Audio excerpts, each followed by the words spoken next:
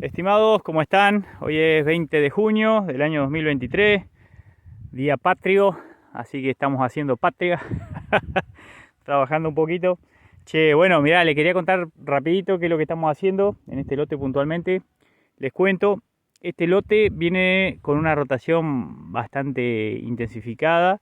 Les cuento un poquito, este lote venía hace 3 campañas, venía de un trigo soja.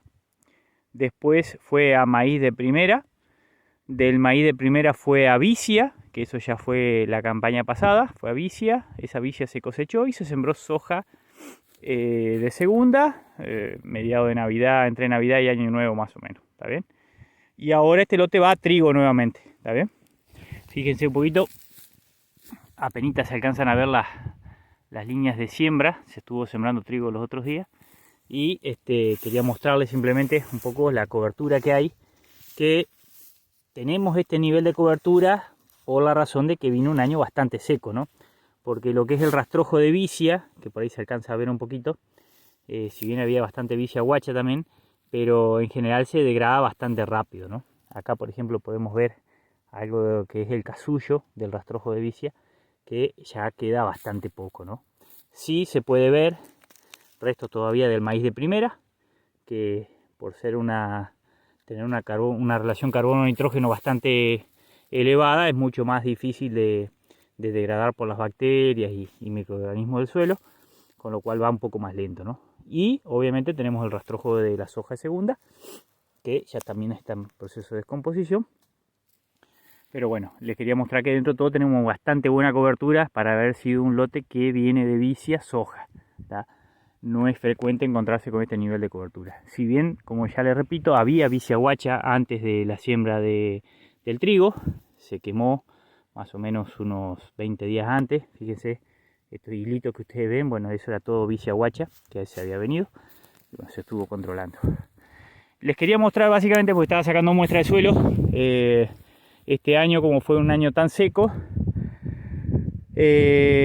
tenemos los campos han mineralizado de una forma distinta al tema nitrógeno. Entonces, como mineralizaron tan poco durante el verano, al faltar el agua, es muy probable que tengan una carga de nitrógeno más elevada. Entonces estamos viendo ese tema antes de tomar las decisiones con respecto al tema de la fertilización de nitrógeno en los lotes que van a trigo. Y como este año tenemos muchos lotes que vienen de vicia, que tuvieron vicia el año pasado, suponemos que incluso hay lotes que es probable no haga falta fertilizarlos con nitrógeno. Pero bueno, todo eso lo vamos a ver gracias a un análisis de suelo.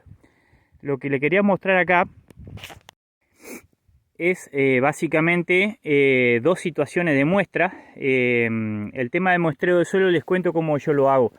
Yo hace ya muchos años que vengo utilizando este método, que sin querer lo aprendí de un colega que trabajaba, que en realidad trabajaba en ese momento, le estoy hablando año 2008, 2009, trabajaba en una estancia que se llama Caraguatá, una estancia bastante grande que tiene tambos, acá muy cerca de la zona.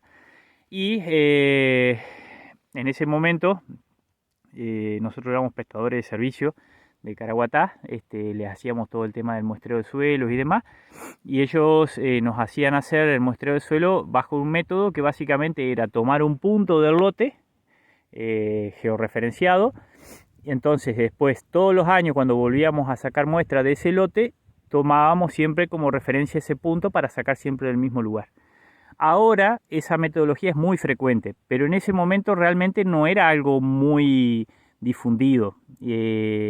Y la verdad que no me arrepiento para nada, porque justo era cuando yo me estaba largando a trabajar y realmente después esa misma metodología la implementé en todos los campos que laburo, y eso me permite al día de hoy poder tener de referencia muestreos que realizamos hace 10 años o 15 años, que todavía me sigan siendo útiles, ¿no es cierto?, los datos, ¿no? Porque siempre, todos los años, o cada 3 años o 5 años, cuando vos vuelvas a muestrear suelo, volvés siempre a la misma zona, y de esa forma, al hacer ese tipo de muestreo, lo que vos haces es disminuir muchísimo la variabilidad ambiental que vos tenés en el suelo. Entonces sacando muestras siempre del mismo punto, básicamente tenés una referencia de la evolución, cómo ha ido evolucionando el lote con respecto a los parámetros de fósforo, materia orgánica, en fin, ¿no es cierto? Bueno, lo que le quería mostrar es lo siguiente. Este lote puntualmente, como ya lo venimos trabajando con fertilización variable, tiene 3 zonas de muestreo. Tiene una zona de alta, lo que sería la zona de, digamos, toda la parte de altura y demás, lo que es la parte de más alto rendimiento, por así decirlo. Tiene una zona de media productividad y una zona de baja productividad, ¿no? Entonces tiene 3 puntos de muestreo distintos y nosotros cuando venimos a hacer análisis de suelo sacamos siempre esos lugares. Lo que le quería mostrar acá es la diferencia que hay solamente en el choricito, por así decirlo, de muestreo de suelo, del calador de suelo, que tiene 20 centímetros el mío. Esta muestra de suelo que tengo acá a mi izquierda pertenece a la zona de alta productividad, lo que sería una zona, por así decirlo, donde tiene menos erosión hídrica y demás. Y la que está a mi derecha es la zona de media productividad, una zona de media loma, probablemente con la mayor cantidad de erosión hídrica.